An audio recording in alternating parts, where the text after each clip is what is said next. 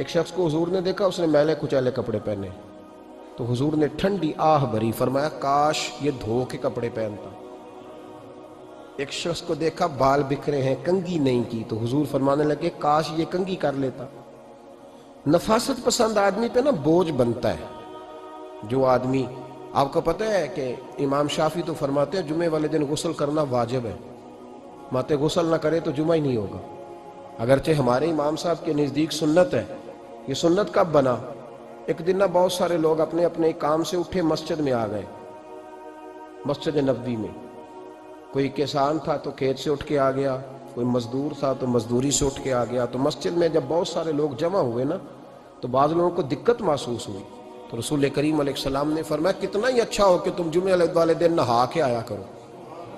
بس وہ صحابہ کا مزاج ہمارے والا نہیں تھا کہ تفصیل بتائیں، حکمت بتائیں، ملے گا کیا، ثواب کتنا، نہ نہائے تو گناہ، یہ کوئی نہیں۔ حضور نے کہا کہ نہا کے آؤ تو کتنا ہی اچھا ہے۔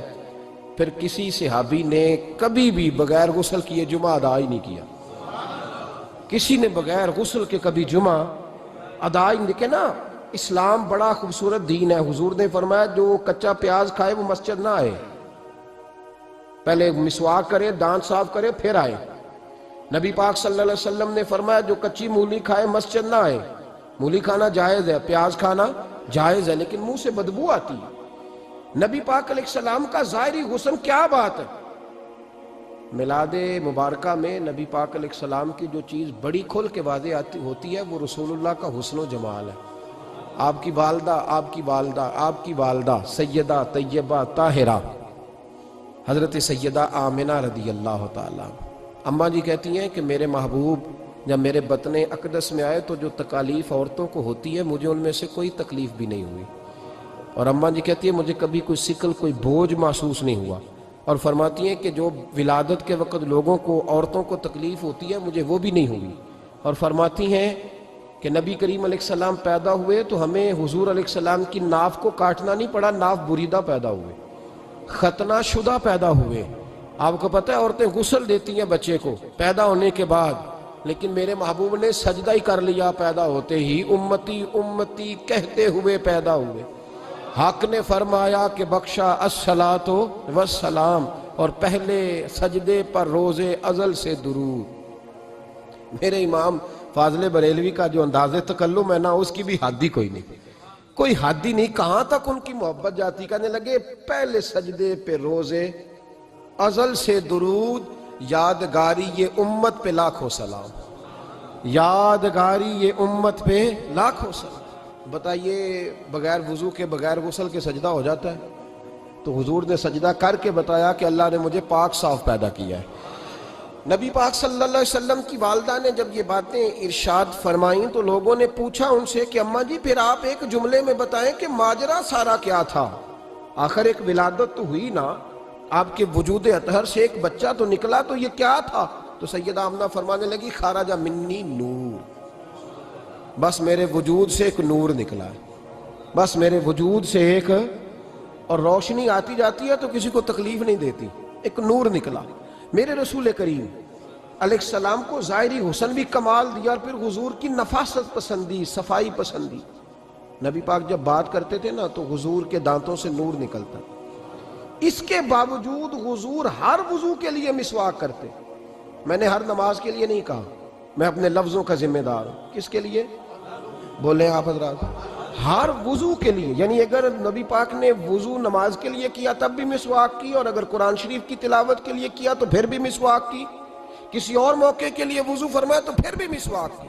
اور سیدہ عائشہ فرماتی ہے جب بھی حضور گھر سے نکلنے لگتے پہلے مسواک فرماتے، حالانکہ رسول پاک کے دندان اقدس تو نور والے تھے، ضرورت ہی نہیں تھی۔ ہماری تعلیم کے لیے نفاست پسندی۔ ایک بات میں نے شروع کرنی ہے پر آپ نے ناراض نہیں ہونا، پہلے وعدہ کر لیں، جڑے نہیں بولے انہوں نے کی ارادہ ہے ہو جانا ہے، چلو ہو جائے، کوئی گل نہیں، خیر ہے، ہو جائیں آپ ناراض۔ نبی پاک نے بڑی مونچھیں نہیں پسند کی، حضور کو اچھی نہیں لگتی تھی۔ ایک بات پوچھتا ہوں آپ سے، یہ درد دل ہے میرا اور صرف سمجھانے کے لیے عرض کر رہا ہوں، کوئی تنقید نہیں، اللہ تعالیٰ مجھے نیت کا وضو عطا کرے۔ ایک بات بتانا، اگر بہو کھانا پکا کے لائے اور سالن سے بال نکل آئے تو پھر اس کا کیا حال ہوتا ہے؟ کئی تو بوڑھے پلیٹ اٹھا کے دیوار میں مارتے ہیں، ایسا ہی ہوتا ہے نا، یہ کیا ہے؟ اور اگر کبھی روٹی سے نکل آئے تو بیوی صاحبہ کا کیا حال ہوتا ہے؟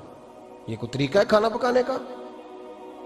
اور اللہ تعالیٰ معاف کرے، اگر کبھی ہوٹل میں چلے جائیں امیر لوگ 15,000 کا ڈنر کرنے، تو وہاں کسی سالن کی پلیٹ سے بال نکل آئے تو پھر تو پیسے کیا دینے ہیں، پھر تو ان کو اور جرمانہ ہو جاتا ہے۔ یہ تو سارے بال نکل آئے تو مشکل، اور ویسے بھی جو نفاست ہے نا طبیعت کی، اس پر بوجھ بنتا ہے، بال کھانے میں ہو آٹے میں ہو تو بوجھ بنتا ہے۔ تو بڑی مونچھوں والا دوست بھائی بزرگ جب پانی پیے گا تو بال پانی میں جائیں گے کہ نہیں جائیں گے؟ حکیم اور ڈاکٹر کہتے ہیں کہ کینسر کے مرض کا خطرہ ہے۔ اب باقی بھی راضی نہ ہوں، حضور نے بڑی مونچھیں بھی پسند نہیں کی اور چھوٹی داڑھی بھی پسند نہیں کی۔ حضور نے فرمایا داڑھیاں بڑھاؤ، مونچھوں کو پست کرو، مشرکین کی مخالفت کرو۔ اور ایک مقام پہ رسول پاک علیہ السلام نے یہاں تک فرمایا کہ جو مونچھیں پست نہیں کرتا وہ ہم میں سے ہے ہی نہیں۔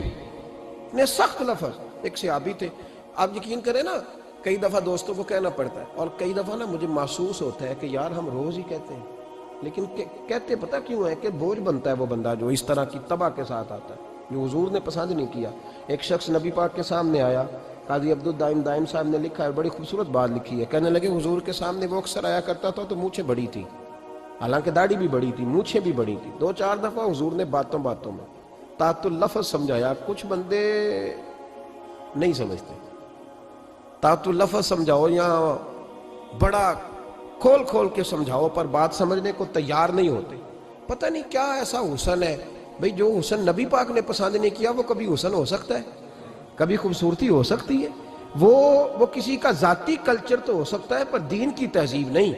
نبی کریم علیہ السلام نے کئی دفعہ سمجھایا تو ان کی سمجھ میں بات نہ آئی۔ ایک دن وہ بیٹھے ہوئے تو حضور نے ایک صحابی سے فرمایا کینچی لاؤ۔ کہنے لگے میں سمجھ گیا کہ میرے ساتھ کچھ ہونے لگا ہے۔ ساتھ ہی حضور نے فرمایا ایک مسواک بھی لانا۔ کہنے لگے میں نے کہا بچت ہو گئی، میرے تو دانت صاف ہے۔ تو یہ شاید اس کی بات ہونے لگی ہے جس کے دانت بھی ٹھیک نہیں۔ دونوں چیزیں جب آ گئی نا تو حضور اٹھے اور نبی پاک نے مسواک ان کے ہونٹوں پہ رکھی، اسی سے آبی ہونٹوں کے اوپر مسواک رکھ کے تو اوپر سے حضور نے مونچھیں کاٹ لی۔ فرمایا یہ نہ ایسا کرو، یہ چیز مجھے پسند نہیں ہے۔ حضور نے نفاست پسندی کو، اب تو اللہ تعالیٰ خیر کرے ملانگا آ گئے ہیں مارکیٹ میں، ملانگ درویشی فقیری، اور ان کے پاس رش بھی زیادہ ہے، ان کے درباروں پہ بھی رش زیادہ ہے جی۔ کہتے ہیں حضرت صاحب درویش آدمی ہے، بھئی روٹی تو پورے ٹائم پہ کھاتا ہے، مونچھیں کٹوانے میں ہی درویش ہو گیا ہے، نہ بال کٹواتا ہے نہ مونچھیں کٹواتا ہے۔ یہ گرو نانک کی تعلیمات ہیں، یہ نبی پاک کی تعلیم نہیں۔ وجود کا کوئی بال نہ کٹوانا یہ سکھوں کا طریقہ ہے، مسلمانوں کا یہ انداز، یہ کدھر کی فقیری ہے؟ دین کوئی غلاظتوں والا ہے معاذ اللہ، کہ بابا کپڑے نہیں بدلتا، بابا غسل نہیں کرتا، بابا بال نہیں کٹواتا۔ بابا ہے؟ پاگل ہے؟ قطعی طور پر کوئی فقیری نہیں، فقیری صرف وہ ہے جو میرے نبی نے کیا ہے۔